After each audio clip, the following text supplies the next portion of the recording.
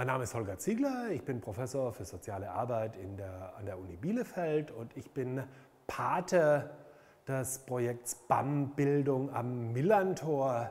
Und in diesem Zusammenhang hat mich die Ausstellung hier über Arbeitersport und Arbeiterfußball sehr gefreut, weil hier drin doch sehr deutlich die Notwendigkeit von Bildungsaspekten auch beschrieben wird, die zu dem Projekt BAM, wie ich finde, ausgezeichnet passen. Es gibt ja die Mehr, dass Vereine, insbesondere unpolitische Sportvereine, als Quelle von Zivilgesellschaft und Demokratie vorherrschen. Dazu gibt es ganze Bänder, Bowling Alone heißt eins.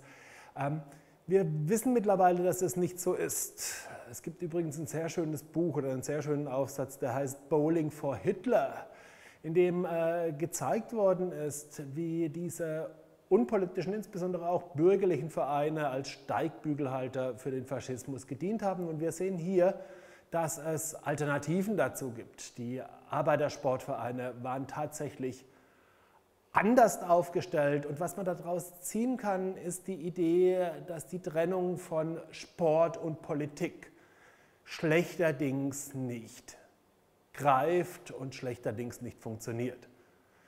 Diesen Aspekt und auch den Solidaritätsaspekt, den man hier sieht und den Gedanke von Emanzipation, der hinter den Sportvereinen war, hinter den Arbeiterinnen-Sportvereinen, das ist, glaube ich, ein Aspekt, den man hier aus der Ausstellung rausziehen kann, auch wenn St. Pauli nie ein Arbeiterinnen-Sportverein war, ganz im Gegenteil und auch im Dritten Reich keine gute Figur gemacht hat, kann man tatsächlich hier Debatten sehen, die es gerade wieder rund um den Fußball gibt und in dem Projekte wie BAM und auch das Museum St. Pauli doch eine sehr deutliche Ausnahme darstellen und sich hier eindeutig positionieren.